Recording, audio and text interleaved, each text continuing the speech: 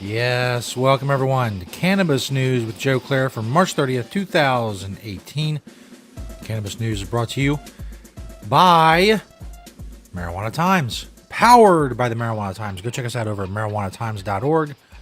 Bunch of great articles from a bunch of great writers. Also, every episode of Cannabis News can be found at marijuanatimes.org as well.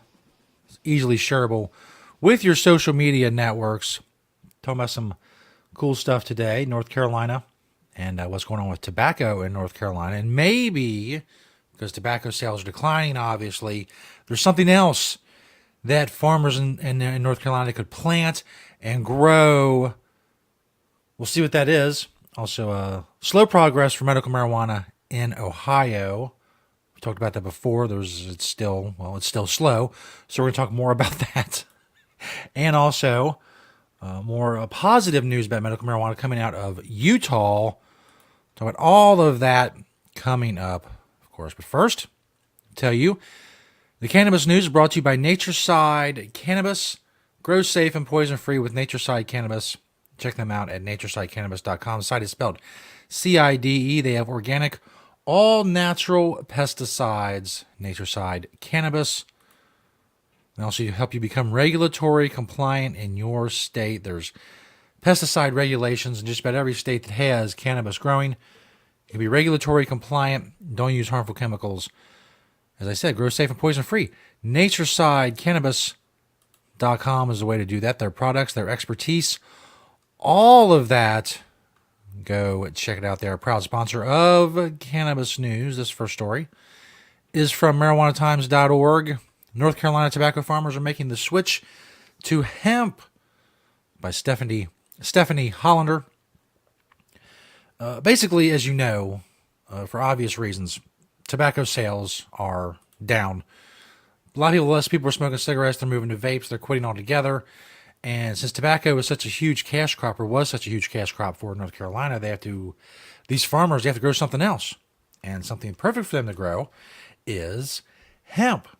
Now, according to the North Carolina Department of Agriculture, tobacco only made up 6.3% of the source of farm cash receipts in 2016. In fact, tobacco farmers in 2015 received almost $800,000 in cash receipts, but the following year they collectively received $121,000 less in revenue streams. The state's government passed a set of temporary rules defining their hemp pilot program in January of 2017. East Coast Hemp Supply is making a name for itself in the state by utilizing their license to grow hemp using local resources and the rules of their state's hemp pilot program in North Carolina. So, if you can't grow tobacco, grow hemp. We talked the other day about Mitch McConnell is going to file legislation in the federal Senate, U.S. Senate, that would legalize hemp as an agricultural commodity and would also take it off the Controlled Substances Act, out of the Controlled Substances Act where it resides with marijuana. But as many people know, industrial hemp and marijuana are very, very different. Hemp is used to make many, many things, from plastics to foods to hempcrete to clothing and beyond. And of course, there's very little THC in hemp. Just one of the many ways that hemp and medical marijuana and recreational marijuana are different. So, good for farmers in North Carolina. Make the switch to hemp. Hemp is on its way up. Let me do this way. Hemp is on its way up, and tobacco is on its way down. So, go with the one that's heading up. This next story is from ABC6OnYourSide.com. Patients losing patients with medical marijuana in Ohio. That is clever. I'll admit, when things are clever, I usually make fun of puns and different, rhetorical tricks or whatever that the writers use, different writing tricks, but that's patients losing patients. I mean, come on. That's pretty good. Potential medical marijuana patients are worried the state's program won't be ready by the September deadline set by law. The state of Ohio has less than 6 months to get its medical marijuana program up and running. The Ohio Department of Commerce is in charge of implementing the program. A spokesperson said the program is on track Nearly 2 years after lawmakers approved it. Nearly 2 years after lawmakers approved it. They've barely done anything. They tried licensing cultivators. There's a bunch of problems with that. And that's it. That's it. They have a little over 5 months to do this. I believe it's supposed to be like September 8th or September 6th or something like that. I don't know. The Department of Commerce said 24 cultivation sites are in the process of being set up, but so far none of them are ready for state inspection. These are the cultivators. These are the people that have to grow the marijuana before any hope of anything else can even happen. There can be no dispensaries. There can be no products. There can be no transport. There can be no tax revenue. There can be nothing. Nothing. Nothing reaches patients until it's grown. Somebody has to grow it. They haven't started that yet. 5 months. A little over 5 months they had to do this. After 2 years. You better believe patients are losing patience. But lawsuits have been filed and audits are going on because of how the program has been handled by state officials. We've gone through this in quite a few episodes of Cannabis News. State Senator Kenny Yuko said you would think having 2 years to have a program like this running would be enough. It's not rocket science here, ladies and gentlemen, and we're not inventing the wheel. We're following the lead of other states. Now, normally, one of my pet peeves is people who say it's not rocket science. It's just a dumb, worn-out cliche. But he's right. They had 2 years. And also, as I've said before, they're not inventing the wheel. Another tired cliche, but it gets the point across. It's not like other states haven't had medical marijuana for a long time. Some of them had medical marijuana for 10, 15, upwards of 20 years, instead over 20 years in California's case. This is not new. There's a bunch of other states that have medical marijuana programs. They all did it in a different way. Pick and choose. You like that regulation. You don't like this regulation. You think the way this state did it was great. You think the way this state did it was not so great. It caused these problems. This is a constant theme when it comes to this, whether it's medical marijuana or recreational marijuana, and the implementation of these laws. It takes forever. And they act like they say, well, it's in its infancy. We don't know what we're doing. There's no roadmap for these regulations. Well, actually, yeah, now there is. There's quite a bit. September 8th, 2018 is the deadline for the program to be fully operational. And they're still battling over cultivators. You got to grow it. You got to grow it. Even the quickest marijuana plants are going to take several weeks to grow and flower and be harvested. I'll make a prediction right now. It's March 30th, 2018. September 8th, 2018, Ohio will not have medical marijuana. Mark it down, screenshot it. Well, screenshotting won't do you any good because you can hear what I'm saying. Well, you can screenshot it too. But remember what I said. Record the audio. Record my voice. September 8th, 2018, there will not be a functioning medical marijuana program in Ohio. They won't even be close. And that is horrible. We've talked about the saga of issue 3 and what could have been and all that. I'm not going to rehash all that. Now that's a pun. That is a marijuana pun. I'm not going to get into all that, though. You know, those of you who follow this show and those of you who know what issue 3 was and what happened, you know what I'm talking about. Now, more positive news, because you're not going to find positive medical marijuana news out of Ohio, but you will find positive medical marijuana news in Utah. This is from fox13now.com. Looks like medical marijuana will be on the November ballot in Utah with nearly 160,000 signatures gathered from across the state. It appears medical marijuana will be on the November ballot for voters to decide in Utah. The Utah Patients Coalition, which has been running the campaign to get the issue before voters, told Fox 13 it had 120,000 of those signatures verified by county clerks. Lieutenant Governor's office said that it had validated 117,000 of those.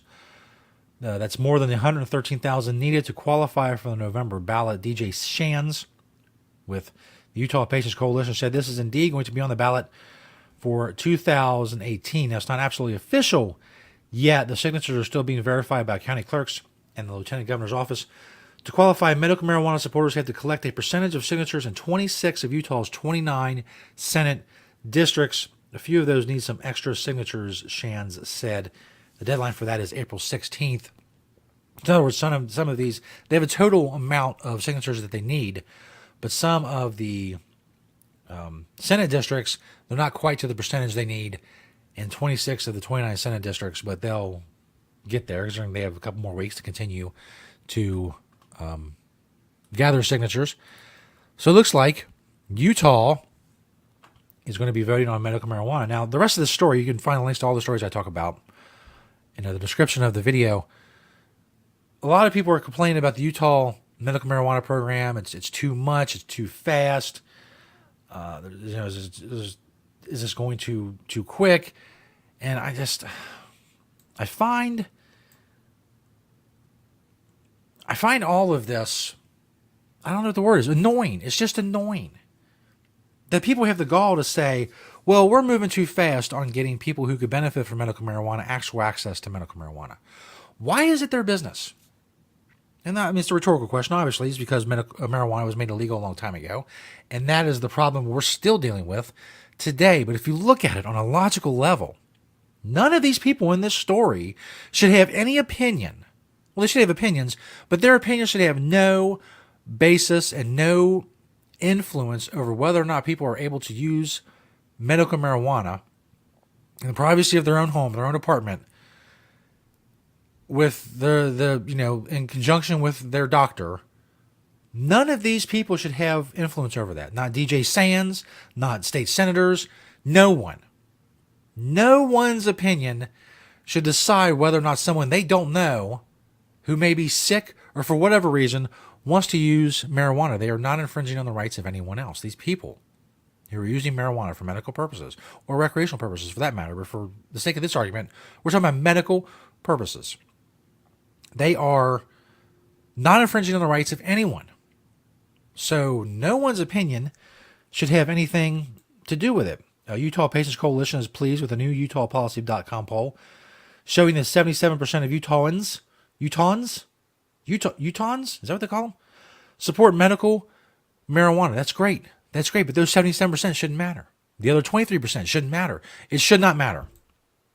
I don't know. Representative Brad Dahl said, when I poll my constituents, they want medical cannabis. But what they want is a carefully controlled program, not the wide open program the initiative is sponsoring. It shouldn't matter what his constituents want. Why is someone, say you're a medical marijuana patient in Utah, and you use it for whatever reason. Say you have cancer, you're getting chemo, and you're vomiting. You're vomiting all the time, and marijuana allows you to eat. Why is Billy Bob from 8 towns away, what he feels about whether or not you should be using medical marijuana, why does that matter? Logically, it makes absolutely zero sense. Again, the reason obviously for it is marijuana is illegal. It was made illegal a long time ago. It never should have been, because it leads to this problem right here. We have to get the patients in Utah have to get permission. They have to get signatures from 113,000 people. They have to get permission from hundreds of thousands of people they've never met to use some medical marijuana to make themselves feel better. Again, it doesn't matter what the reason is.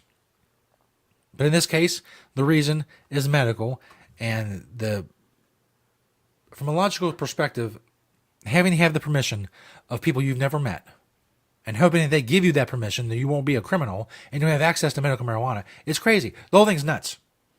The whole thing's nuts. But here we are. This is the road we're on, and it's the road we have to continue to travel all the way to the end. We have to erase decades of prohibition and laws and stigma and everything. It has to be wiped away, and that's going to take a while. But they're progressing nicely, apparently, in Utah.